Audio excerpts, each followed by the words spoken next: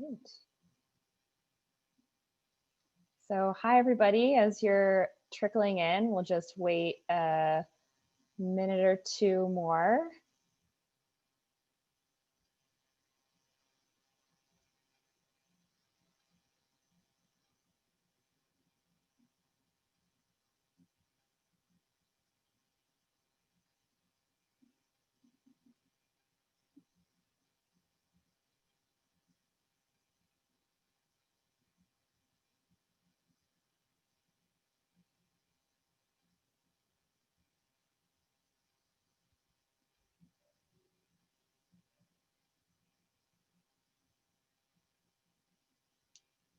All right, so let's get started. So hi, everybody.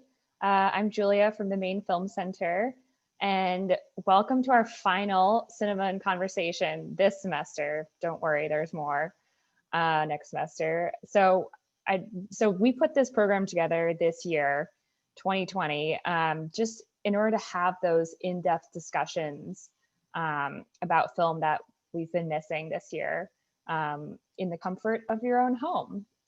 So we will be continuing these webinars next semester.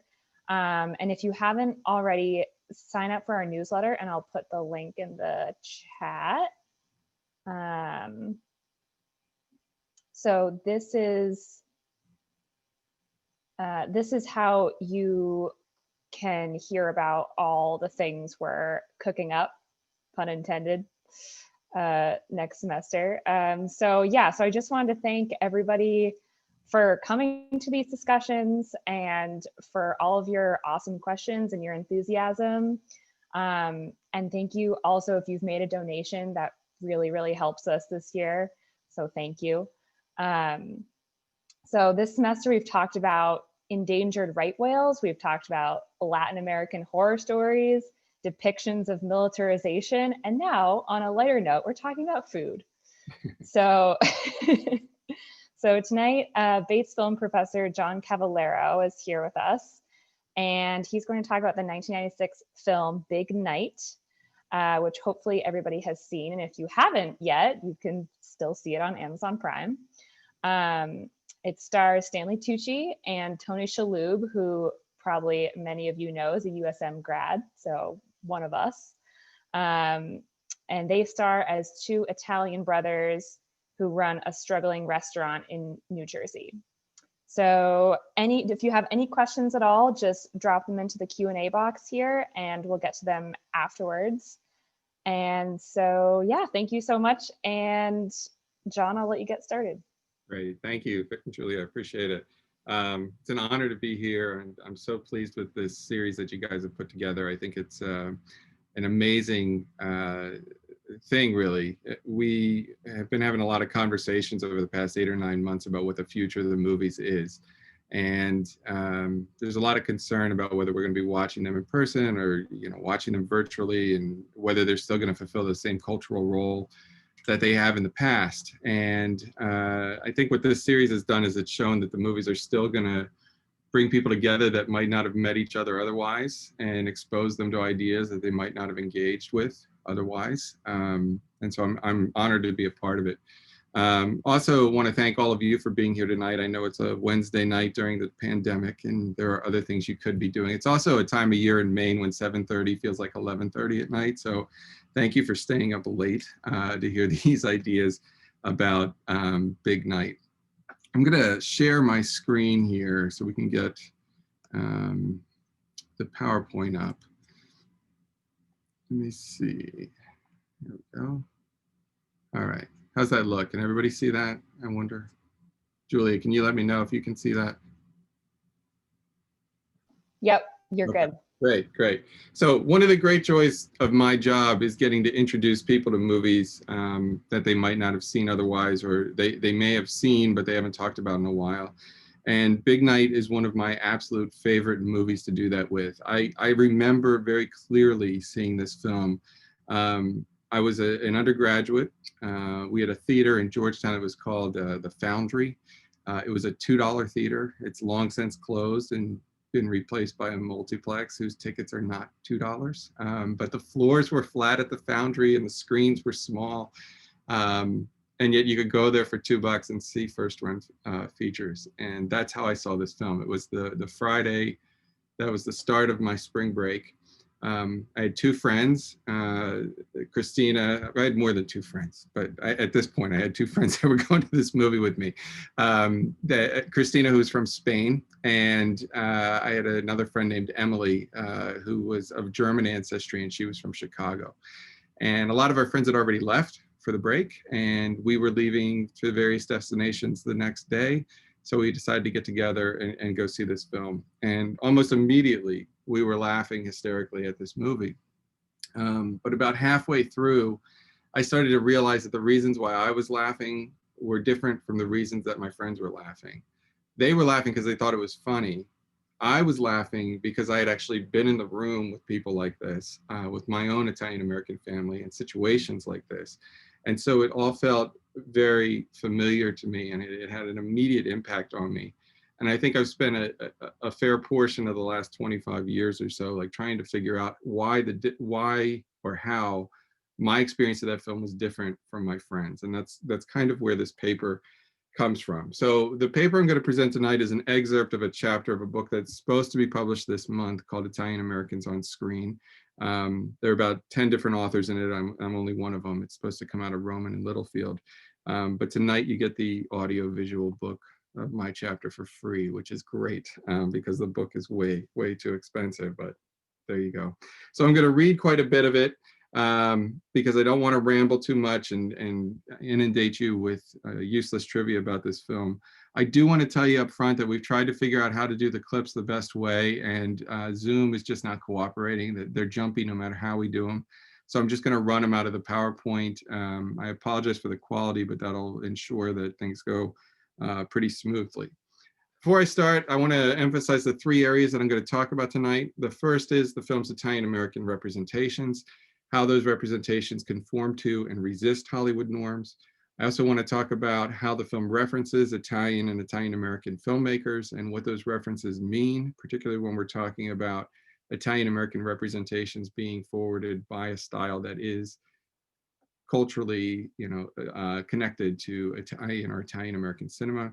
And then I want to talk about the cultural trends in the 1990s and how this film plays into that, particularly how it relates to issues of ethnic identity and food. So with that, we'll go to this next slide here and get started.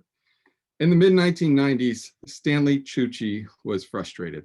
He was a respected character actor who had established himself with a series of recognizable performances. After his debut as a mafia soldier in John Huston's 1985 film Prizzi's Honor, Tucci had worked on the wildly popular 1980s television series Miami Vice, playing two different characters, Stephen DeMarco and Frank Mosco. He played Rick Pinzolo in 5 episodes of the Stephen J. Cannell and Frank Lupo show Wise Guy. He played Lucky Luciano and Robert Benton's Billy Bathgate and Khalid, a Middle Eastern assassin in Alan J. Pakula's cinematic adaptation of John Grisham's The Pelican Brief. Tucci was a successful working actor, collaborating with some of the most respected directors in the business and performing in as many as 5 films in a single year, as he did in both 1992 and 1995. But something was missing. In a 1996 interview with the New York Times Magazine, Tucci lamented being cast consistently as, quote, the heavy, if not a Goomba, then some other kind of ethnic thug. The actor, having longed for a different type of role and not being offered it, decided to write it himself. If I'd been cast in enough good roles, he told Eric Konigsberg, I don't think I'd have gotten around to making Big Night. Scholars, critics, and the film's creators have suggested that the absence of gangsters in Big Night renders a positive representation of Italian Americans. This view is enriched by co-director Stanley Tucci's and Campbell Scott's decision to incorporate formal techniques inspired by Italian neorealism, Italian filmmakers like Federico Fellini, and Italian-American filmmakers like Martin Scorsese. These aesthetic choices treat Italian-American subjects with recognizably Italian and Italian-American cinematic styles, thus expanding the representational possibilities available to Italian-Americans. Indeed, Big Night makes progressive contributions to the ways Italian Americans are represented in Hollywood and American independent cinema by challenging the stereotypes through which the group is usually represented. However, a simple lack of gangsters does not guarantee a lack of representational issues. In fact, the film's representations break with some conventions of American narrative cinema, particularly in the way the film encourages viewers to identify with Italian-American characters and admire their passions while conforming to others, including, at times, those of the gangster. These contradictory impulses resist attempts to categorize Big Night's representations as positive and demonstrate the complexity of the film's characters, narrative, and visual style. Ultimately, Big Night's representations and the ancillary products that emerged after the film's success contributed to larger cultural trends in the 1990s that commodified ethnicity, disconnected it from genetic and familial histories, and recast identity as performative and purchasable. Now, I'm not going to go offer a plot description because I think most of you have probably seen the film. If you haven't, as Julia said, it's available on Amazon.Prime or Amazon Prime. I've heard from doctors of film, including myself, that a good way to get through the pandemic is at least 2 doses of Big Night a day. So I hope you will all go and spend some time with the film. It's a wonderful movie. Big Night was co-written by Stanley Tucci and his cousin Joseph Tropiano, and co-directed by Tucci and his longtime friend Campbell Scott. It was an indie darling in 1996. The film premiered at the Sundance Film Festival, where it won the Waldo Salt Screenwriting Award. It won Best First Film from the New York Film Critics Circle, was recognized for excellence in filmmaking by the National Board of Review, earned a special jury prize at the Deauville Film Festival, and won the Independent Spirit Award for Best First Screenplay. When it played in the annual New Directors, New Film series at the Museum of Modern Art, New York Times film critic Janet Maslin called the film, quote, the sweetest of all of the selections, and it has become one of the most iconic food films, often mentioned alongside classics like Babette's Feast. Today, on the highly oversimplified and nonetheless excessively popular website, Rotten Tomatoes, Big Night is certified fresh, with 96% of critics and 84% of audiences liking it. The film was hailed not just for the performances of its actors and the subtlety of its script, it was also seen as offering a unique representation of Italian Americans. Sarah and Marino, for example, went so far as to say, while Francis Ford Coppola and Martin Scorsese have a love-hate relationship with their own ethnic background, Tucci has a refreshingly positive view of his ancestry. Tucci himself has emphasized his desire to offer an alternative representation of Italian Americans. I hope to offer, and this is a quote, not only a positive view of Italians, i.e. no gangsters, but a more humanistic view, one that would show the complexity of this extraordinary people, Tucci offered in a cookbook that was published after the film's success. The idea that Big Night avoids the gangster stereotype entirely is questionable at best. While there are no characters in the film who orchestrate murders or hold the position of a mafia chieftain, Pascal, played by Ian Holm, does share a number of characteristics with the figure. He is the boss of his restaurant. He presides over Pascal's, making sure that others recognize his prominence and power within the space. He takes meetings in the backroom office of his restaurant, where he doles out favors as he sits behind a desk that looms over his supplicants. And he even seems to light a worker from his restaurant on fire for unknown reasons. And that scene is the aftermath there. Then that's a very young Liev Schreiber next or behind Ian Holm. While Pascal may not be a mafia don per se, he clearly plays into the tropes that have come to be associated with the character. The Italian-American gangster is the most consistent and prominent representation of Italian-Americans in American cinema, but it is far from the only stereotypical representation of Italian-American ethnicity. As Fred Gardafe has argued, of the many ways in which Italians have been stereotyped, the two most prominent besides the gangster are as lovers of food and sex. Neglecting these other Italian-American stereotypes creates a narrow understanding of Italian-American representations that can lead to comical assertions. In the introduction to the Big Night novel, for example, Tropiano points out, and this is a quote, "There have been American films that have portrayed Italians and Italian-Americans humanely, decently, and realistically. Moonstruck comes to mind." Let's just take that in for a second, that slide. Now, I realize my opinion on this is not the same as everybody's. Moonstruck just had a Criterion Collection DVD release this week, and Twitter is filled with people who love this film. Esquire published an essay on it, so take this with, as my opinion.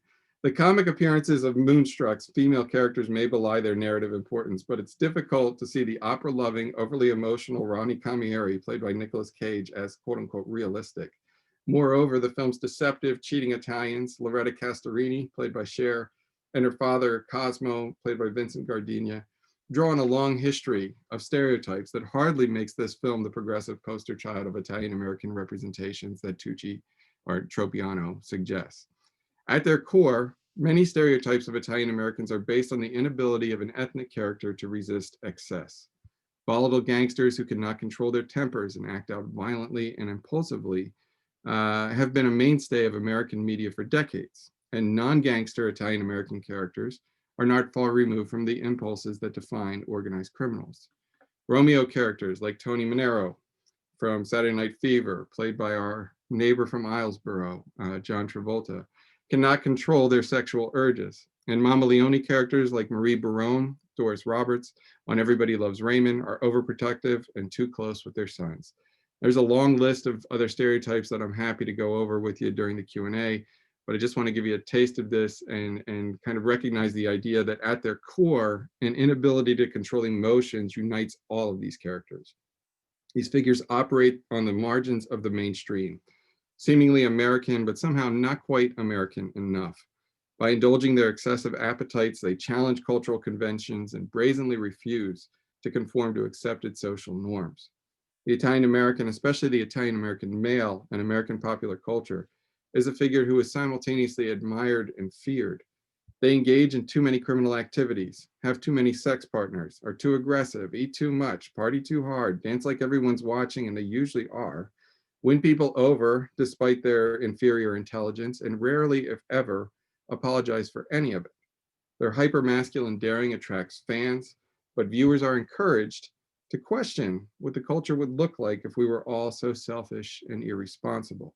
Indeed, the representation of the Italian-American male indulges fantasies of total freedom while providing a cautionary tale that endorses social conformity.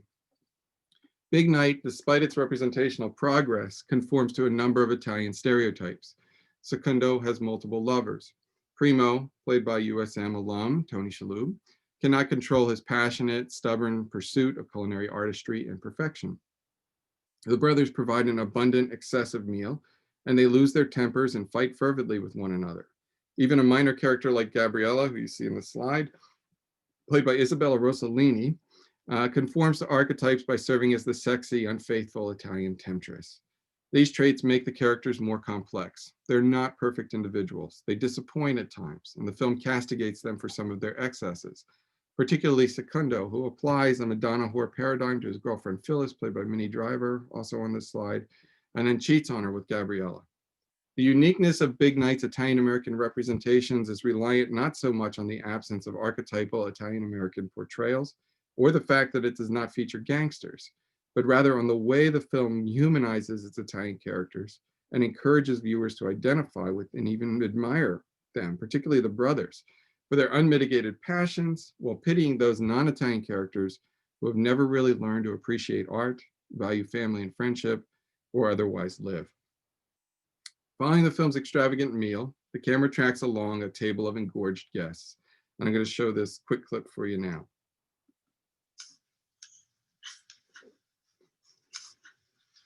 What's the matter? My mother was such a terrible cook.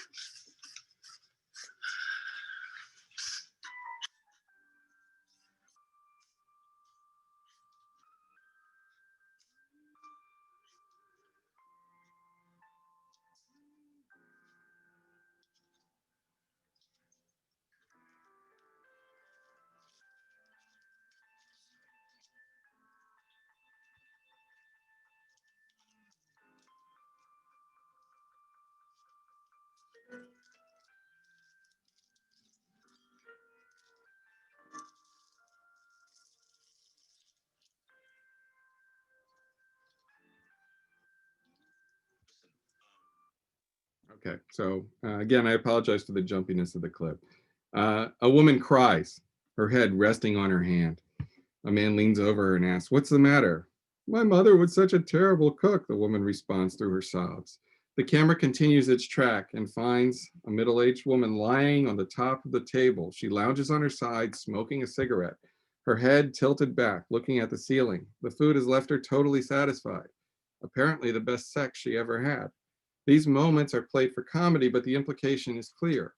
This night of culinary ecstasy has forced these apparently assimilated, non-ethnic Americans to reevaluate the lack of passion and perhaps art in their lives. The slow track of the camera allows the dinner guest to scroll across the screen and prevents the need to cut to each character individually. This creates a smooth visual style that mimics the mood of the moment, one of subdued contentment. Even when characters are exhibiting strong emotions, they are comfortable in their relaxed poses. Primo and Secondo do not eat with their guests. Instead, they watch over the meal's consumption, proud of what they've accomplished, but not surprised by the response.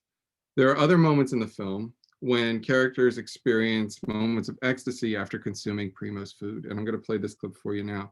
This is, of course, is Allison Janney. Watch what she does with her left hand here. I'm pretty sure she burns her hand on the oven.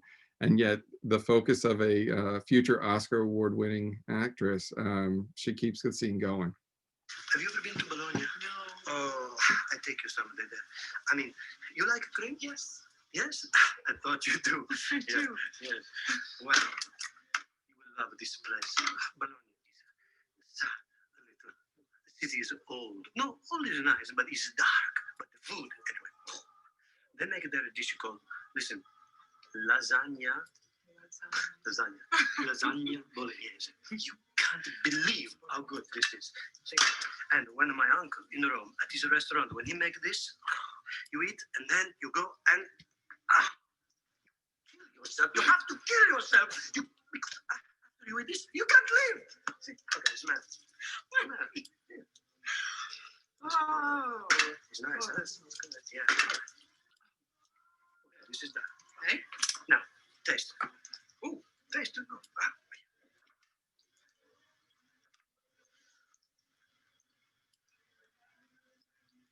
my God. Oh my God. It's good, huh? You like? Oh my God. God is right. See, now you know. To eat good food is to be close to God. See, you know what they say? To know God, to have the knowing. Knowledge. See, the knowledge of God is the bread of angels. I'm never sure what that means, but it's true anyway. All right. So again, the earnestness with which Primo speaks makes the moment comedic, but Anne's expression as she reaches a kind of culinary epiphany, one which Primo has obviously experienced and created before, speaks to the value of his success. His passionate pursuit of art and his embrace of gustatory delight have not limited his life. In fact, they've given him access to a world of pleasure that non-ethnic Americans can only enter with his help. The film works to establish a sympathetic relationship with Primo and Secondo. In an early scene, Secondo prepares the dining room for the restaurant's opening. He checks the tables to make sure they are level and secure, placing a matchbook under a table leg that is slightly unstable. He inspects the exterior of his restaurant, turning a potted plant ever so slightly to make the presentation just a little bit more appealing. It may be true that Secondo does this, quote, without achieving the slightest improvement, as critic John Simon suggests, but improving the presentation is not really the point. Instead, this small piece of business, like others in the sequence, establishes that Secondo pays attention to the tiniest details in order to create something that is appealing. As the film opens, Secondo fully buys into the idea of the American dream, believing that he will succeed by working harder and being more meticulous than his competitors.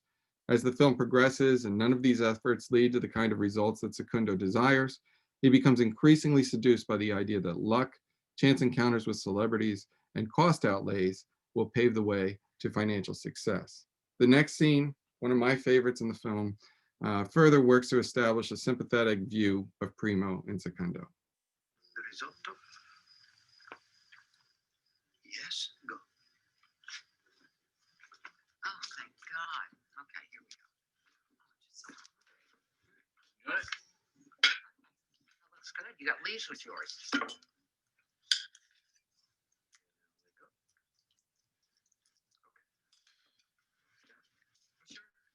this what I ordered? Yes, that is the risotto.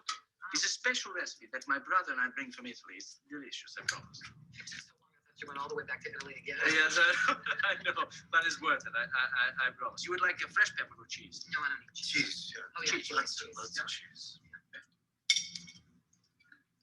Excuse me, didn't you say that this was going to be rice with seafood?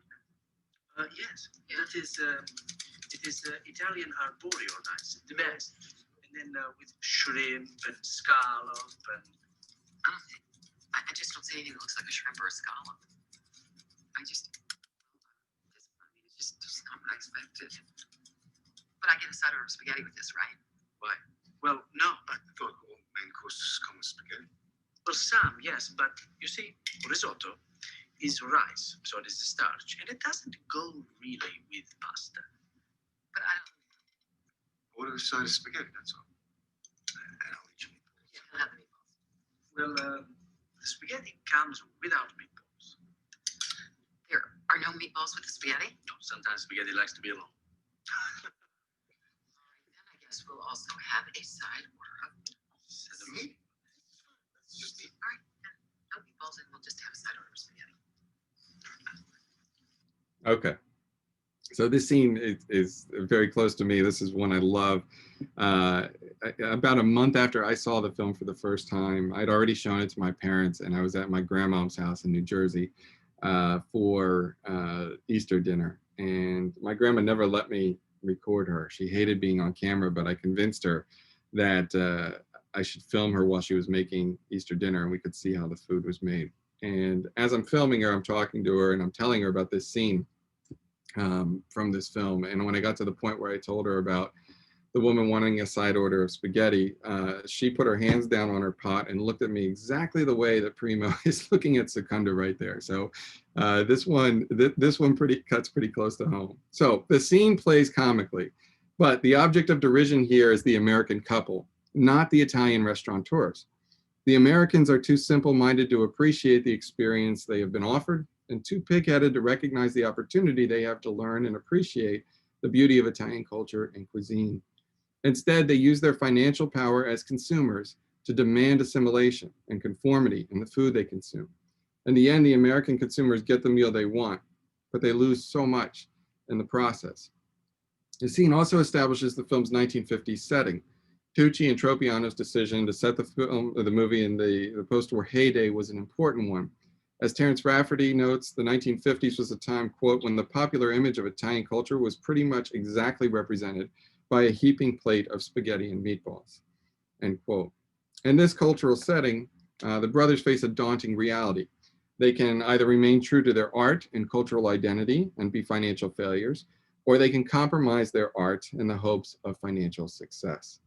Over the next few scenes, Big Night develops the immediate relevance of this tension. First, Secondo goes to the bank for a meeting with an executive about the money he owes. The loan officer, played by Peter McRobbie, looks over Secondo's infrequent payments and tells him that extending the payment schedule is impossible. The scene encourages a degree of sympathy towards Secondo. He has established himself as a hard worker who runs an artful restaurant that is not appreciated by its customers. And now, he and his brother are on the cusp of failure. Tucci's and Scott's formal choices complement the narrative. When the banker tells Secondo that he cannot give the restaurateur any more time to pay back the loan, the film cuts to a close-up of Secondo. This is the closest the camera gets to either of the characters in the scene, and it is not matched by a similar shot of the banker. The camera then holds on Secondo for an extended period of time, while the off-screen banker continues to talk.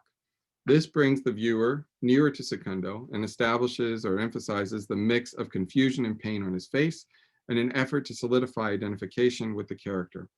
Soon after this scene, Secondo goes to meet with Pascal at his restaurant. The two retire to Pascal's office, and Secondo reveals his financial troubles to his friend and competitor.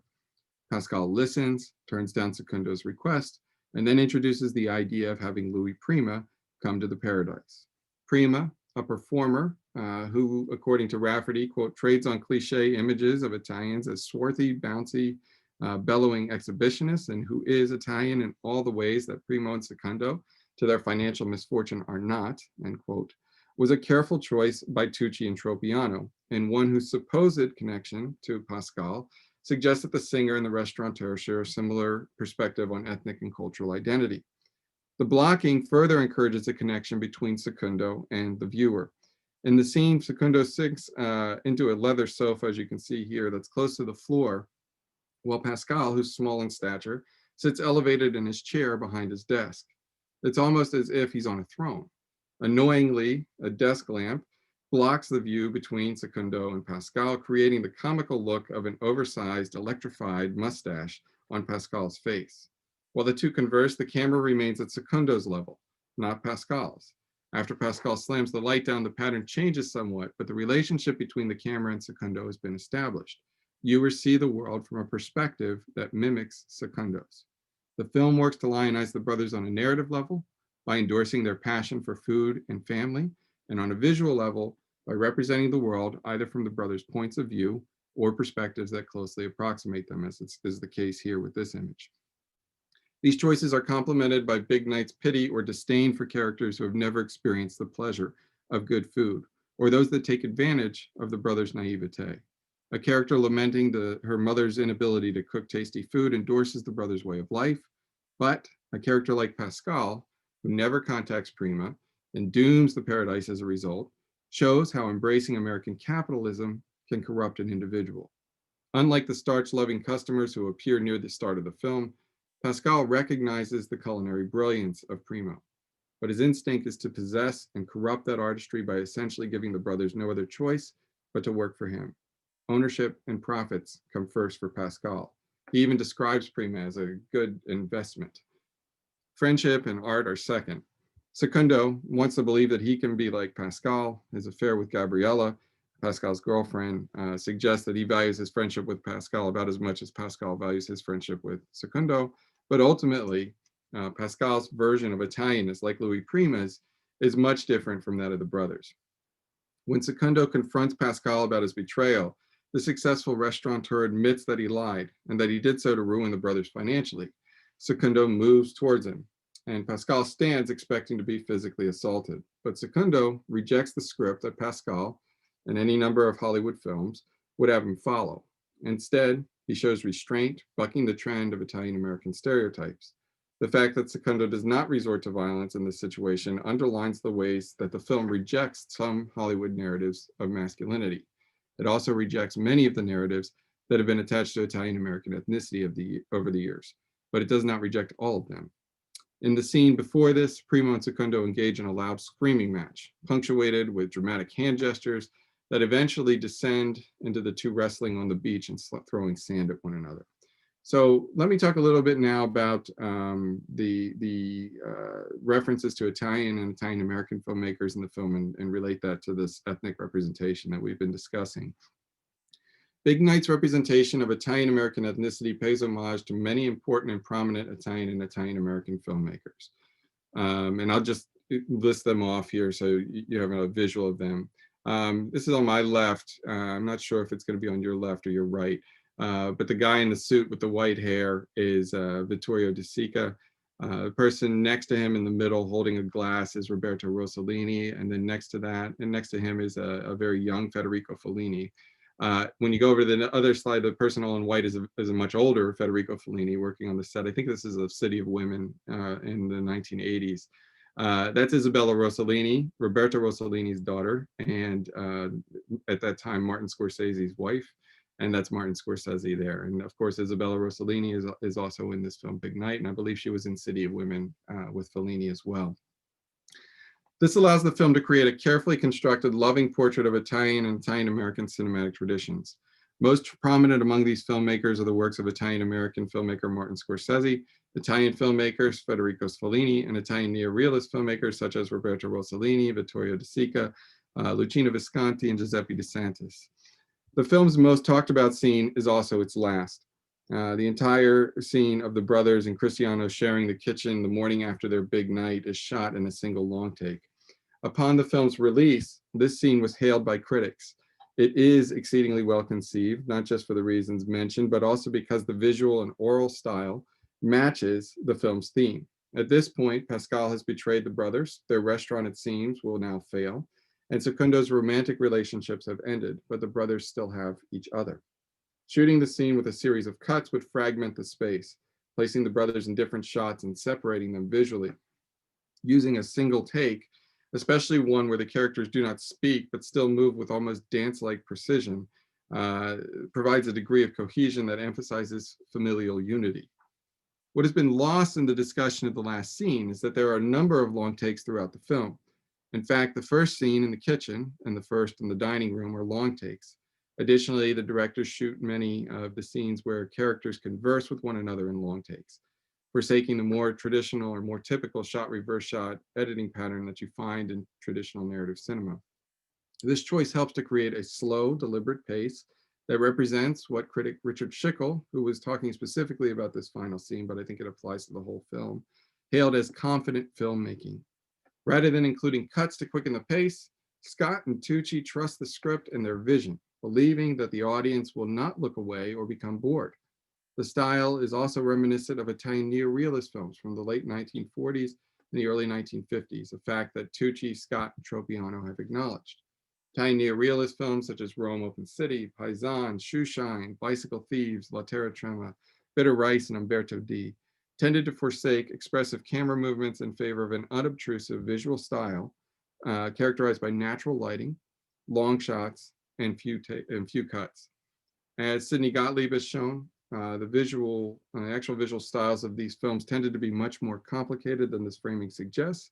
Nevertheless, the use of supposedly more objective techniques is present throughout these films and others of the period. Tucci's and Scott's decision to shoot much of Big Night in a similar style pays homage to these earlier filmmakers. Throughout Big Night, the directors block any number of dialogue scenes with two characters sitting next to each other and facing the camera. For example, Phyllis and Secundo sit on opposite sides of a car. Anne and Primo walk through the flower shop or her flower shop and converse in a single shot, even as Primo climbs into her display case. Secundo and Pascal end up seated next to each other on the sofa in Pascal's office, both characters facing forward.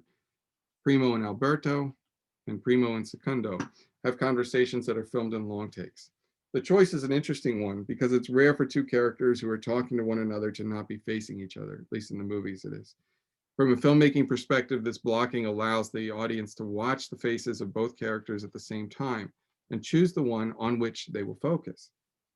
However, Tucci's and Scott's use of the technique takes on an added layer of meaning because of the ethnicity of the characters and the historical roots of the style. Here, a visual style works in concert with a loving ethnic representation to more completely embrace Italian and Italian-American culture. At times, Tucci and Scott marry this realistic style with a more expressive technique inspired by the work of Scorsese. When Secundo goes to Pascal's to speak to his friend about his money troubles, the directors shoot the scene in a long take, but this long take is much different from the scene that concludes the film or the others mentioned earlier. The camera begins with a profile shot of Secundo. But as he moves further into the restaurant, it pans away from him. Suddenly, characters begin speaking directly to the camera, breaking the fourth wall and offering Secundo's point of view. The camera is almost boozy, panning and tracking as Secundo passes tables filled with guests, a lounge singer, and waiters carrying trays of food, including the Americanized dish of spaghetti and meatballs that hover in the frame. Anthony Julian Tamburi notes that the singer in the scene performs an Americanized version of a classic Italian song. The restaurant is bathed in red light as if it were hell. The camera then pans back to find Secundo again, this time walking towards the camera, which retreats as he advances before panning away from him again, this time completing a full 360-degree survey of the dining room and then finding Secundo perched at the espresso bar. He has a brief conversation with Gabriella before moving into another part of the restaurant. The camera, still in the same shot, follows behind him as he approaches the bar and Charlie the bartender. The camera pans away from Secundo again, this time into an attached room following his gaze. It tracks quickly towards a table as a drum roll is heard and settles on Pascal as he flambés a dish, ending on a close-up of the restaurateur holding a flaming pan at the bottom of the frame. Camera cuts to a reverse shot to reveal Secundo pointing and smiling at his friend, and that's the first cut in the scene. Now, I'm going to show this clip to you now that I've described it. You're going to see three shots in this particular sequence. The first is this shot of Pascal's, and the camera's going to pan down and show you how busy it is. Then the camera's going to cut to, I think it's behind Secundo, as he's looking at Pascal's, and it'll stay in that shot until he walks past Liev Schreiber and into the restaurant. as he goes into the restaurant, there's a cut there. Not everybody can see it. I think they were trying to disguise it, but the camera kind of comes into his back or his hip or his arm and then cuts. And the next shot you see is the profile of him inside the restaurant. And all the things that I just described happened in that one shot. So let me play this for you, and then we'll talk a little bit more about it afterwards.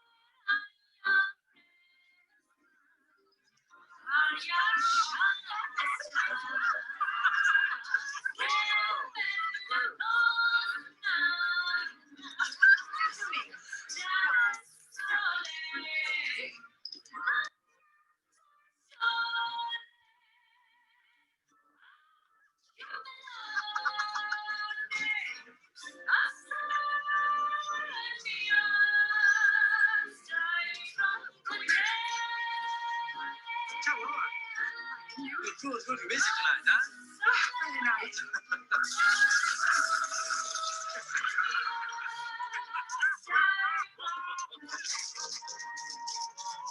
Hey, number two, you're here early, huh? Charlie, how are you? What's your voice? Scotch and soda, please.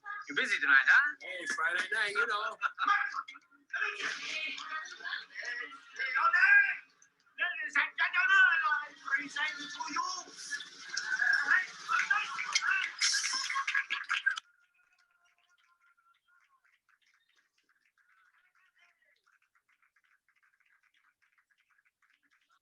Okay, so I apologize again for the jumpiness, but that shows you how much the camera is actually moving in this scene.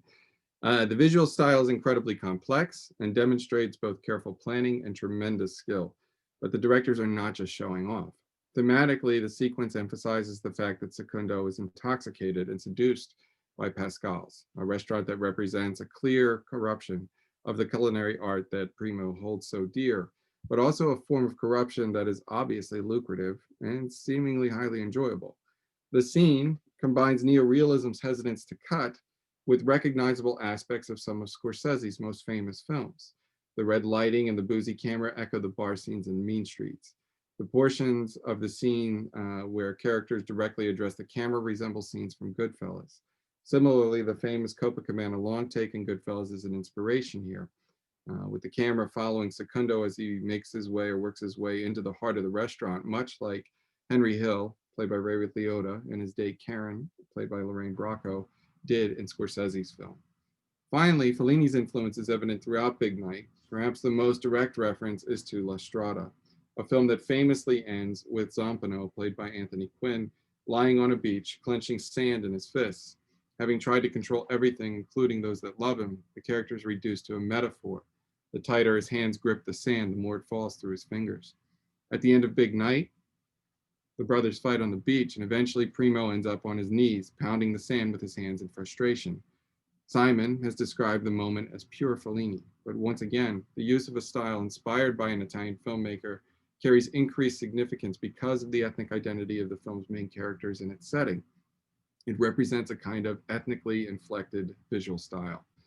And I just want to talk briefly now about the way the film engages the 1990s and the culture of that time period.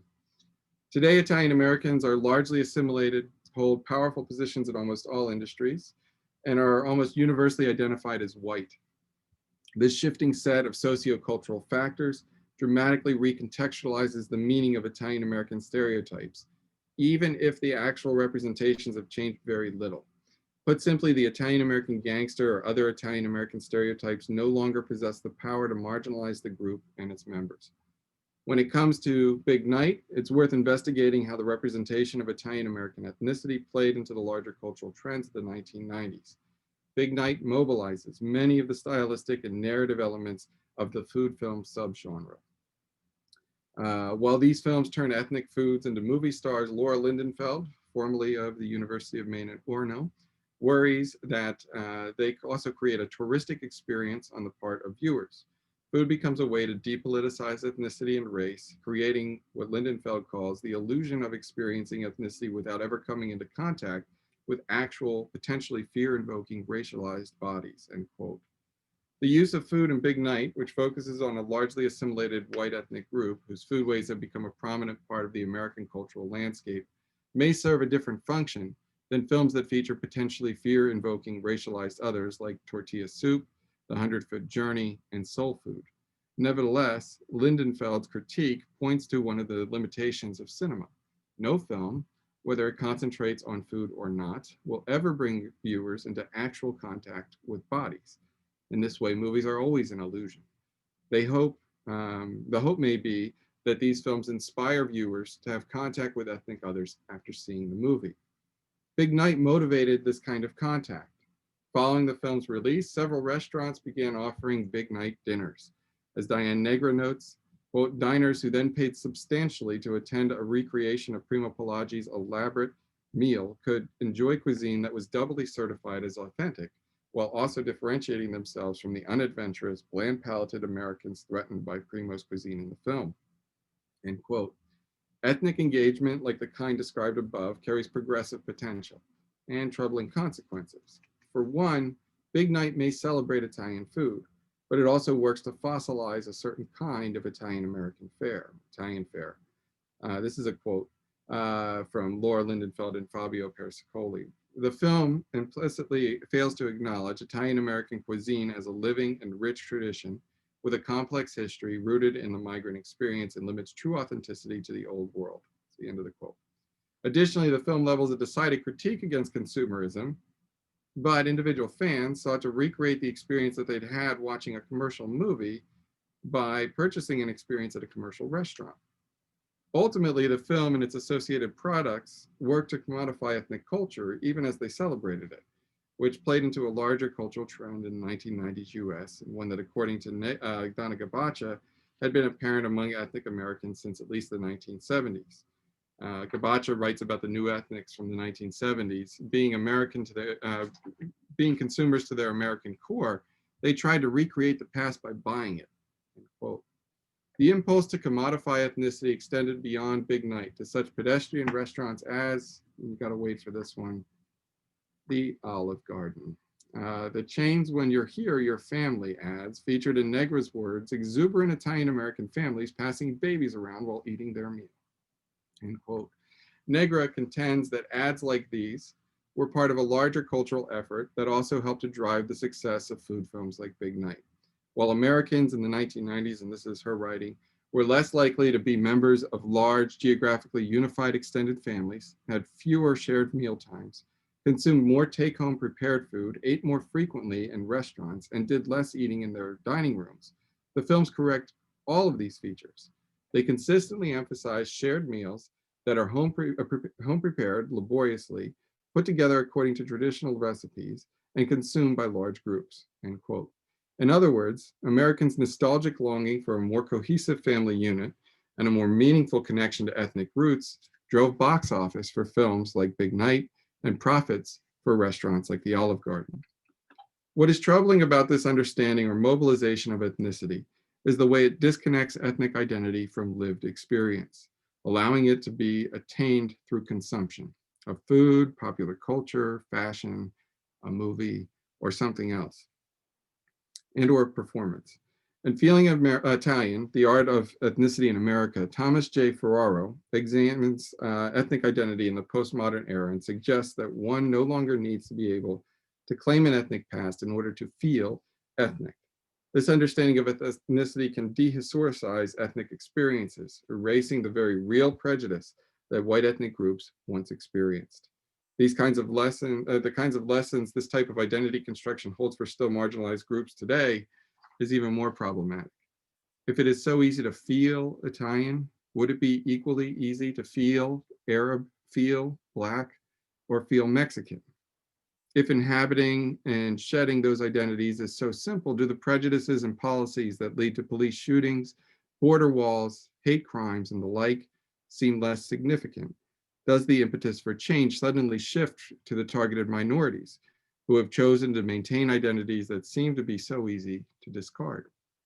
Indeed, the problem is not that food films like Big Night create the illusion of experiencing ethnicity without ever coming into contact with actual, potentially fear-invoking racialized bodies, as Lindenfeld worries. Rather, it is that food films like Big Night might offer the illusion of being ethnic. And that takes me back to the first viewing experience I had of this. And I'm still trying to figure out how my experience differed from that of my friends Christina and Emily. Did they get to feel Italian? Did they get to the sense that they were Italian? Were they more disconnected from the experience than that? I'm still not sure. I don't know that I ever will know. But it's one of the questions that continues to drive my research on this. Simply put, watching a movie can in no way stand in for a lifetime of discrimination and prejudice. However, a movie might introduce a previously sheltered and entrenched viewer to experiences of prejudice, and through the viewer's identification, sympathy, or empathy towards ethnic or racial characters, they might come to see the world differently. In this way, a movie like Big Night, despite its limitations, might help to make the world a more just place. And that's all I have. So I look forward to any questions or comments you have. If we don't get to them tonight, or if you have to step out or you're not comfortable expressing the views publicly, then please, by all means, contact me by email. My email address is up there. I absolutely love talking about this film, and I'd love to hear from you. Thank you. All right, thank you, John, so much for that. So if anybody has questions, please feel free to type them in the Q&A box.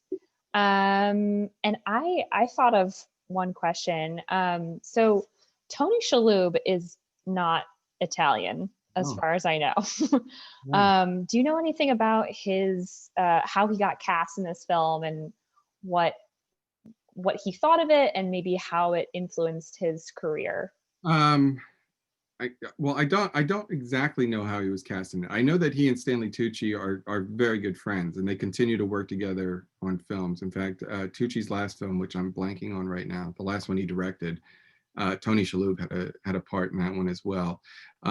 So they enjoy each other. In the cookbook that Tucci recently published, which I think was a reprint of the one that came out after Big Night, Shalhoub actually has a recipe in there. It's not an Italian recipe, but he threw it in anyway. So there's that. I think that this film, one of the fun things for people who watch it now, is that so many of the people in this film were not stars when this movie came out. It wasn't just Stanley Tucci, it was Tony Shalhoub, Minnie Driver.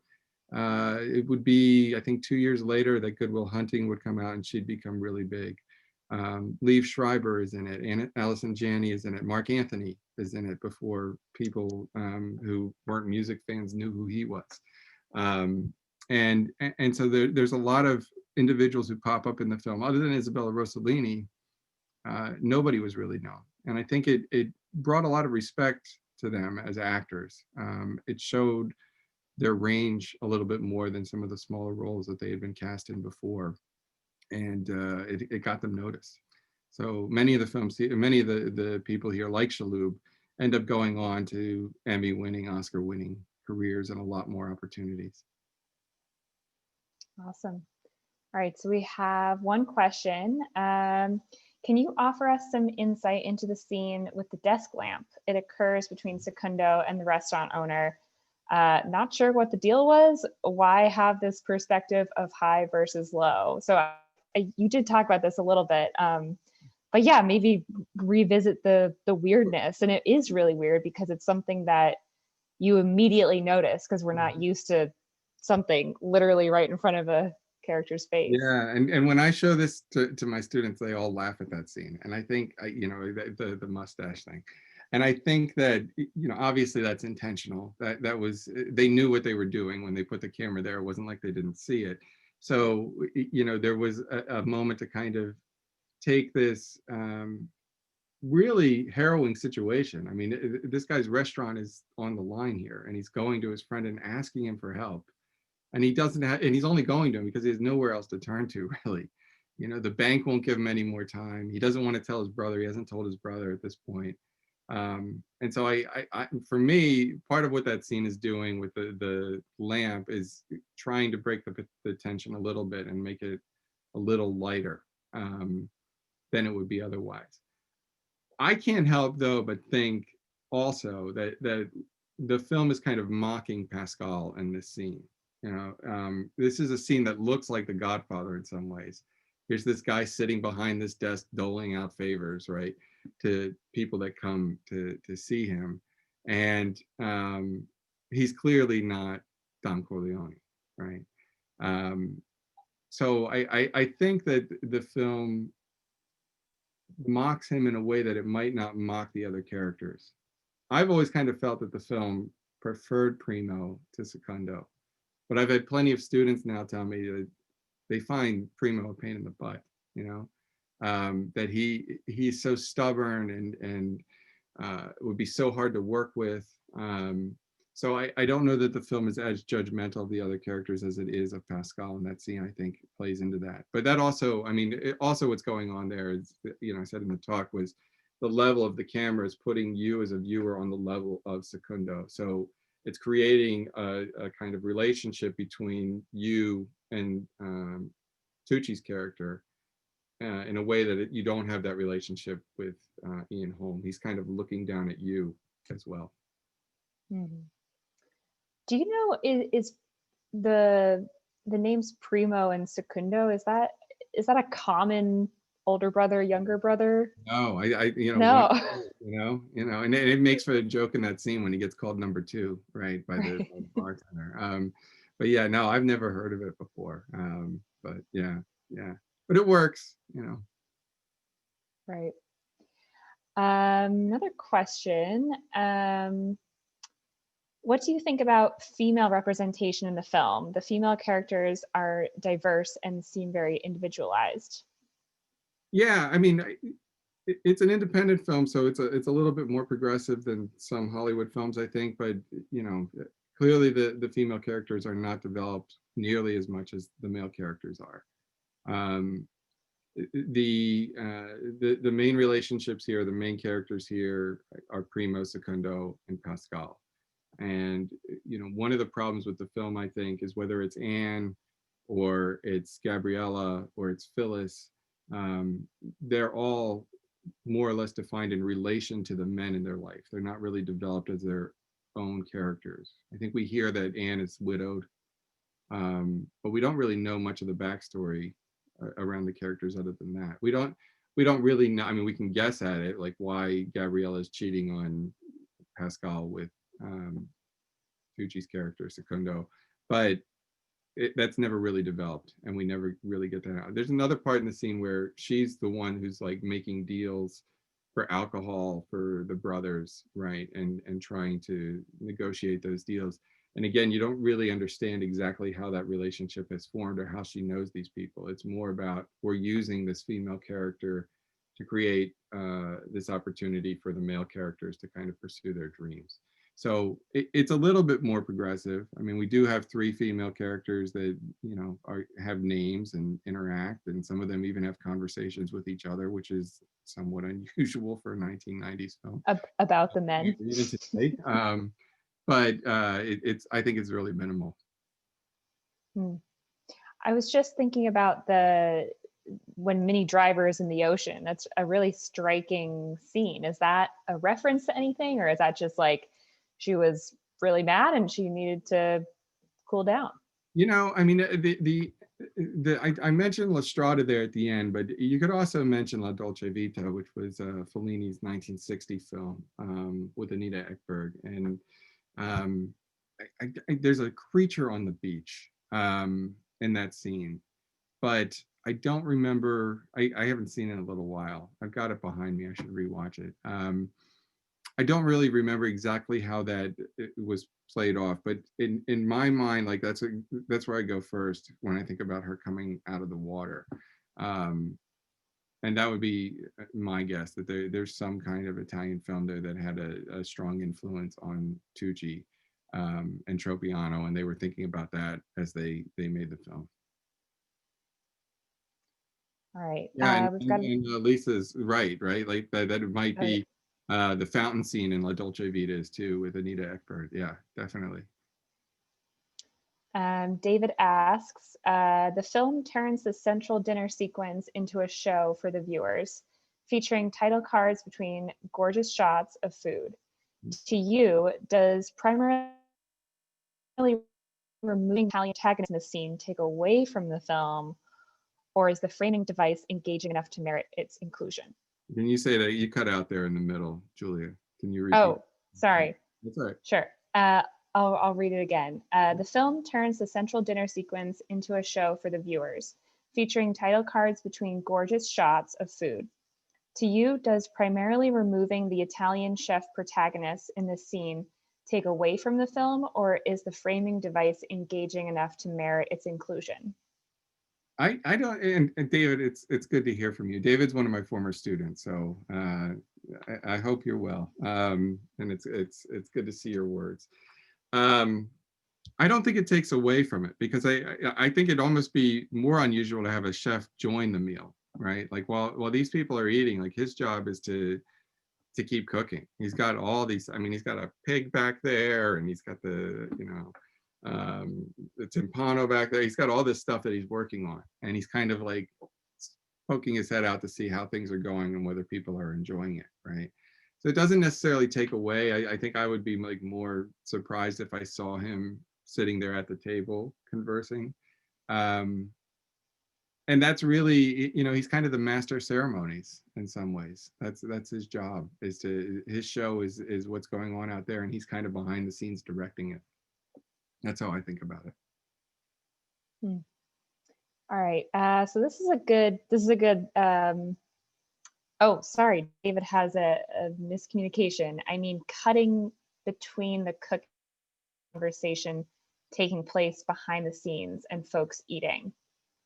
Oh, so you mean, so okay. Yeah, and no, it still doesn't take away from it for me. I still think I enjoy seeing I think that separation when I'm watching that scene. Yeah. All right. So this is going to be our last question, and this is a good last question. Sure. What do you think happens to the brothers after the ending? What do I think happens to the brothers? I don't want this to sound facetious, but I think like what I would say is, I think if we were supposed to know what happened to them, they would have put that in the movie. I tend to be an optimist, right? And they don't want you to know. I tend to be an optimist and think that they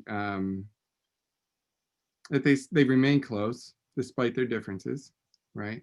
My guess is they go back to Italy and they work there. That this has been Secundo's pursuit all along. It's really his dream. And it's a dream that Primo, especially when he's talking about hot dogs, is mocking throughout the film. And his dream, I think, is he doesn't need the financial wealth. And Joe, this kind of plays into that other question about what is the significance of the Cadillac salesman. He is not as driven by money and material success as Secundo is, right? And his dream is to be appreciated as a great chef. And I think the implication is that he has a better shot of doing that back home in Italy, and that he'll now be the one in the lead, and maybe Secundo will support him for a little bit. I guess it's also possible that Secundo stays in the U.S. and Primo goes back, but Primo clearly has expressed a desire to go back, even though now he's got Anne in the States that he's in love with, it seems. So it gets really complicated. The Cadillac salesman is kind of the temptress for another material temptation for Secundo. It's that character is actually played by Campbell Scott, who's the Tucci's co-director, and he's the son of George C. Scott, and they've been friends since high school. And so it's a small part. He's actually the one playing the piano after the meal as well, but it's an important part that kind of emphasizes what Tucci's really after here. He really wants all these material possessions in a way that Primo doesn't seem to be motivated by that in the same way. All right. Well, thank you so much, John, and thank you to everybody for coming to our last Cinema and Conversation. And make sure you're signed up for the email newsletter. It's in the chat. And we'll see you next time. Thank you, everybody. All right. Thank you.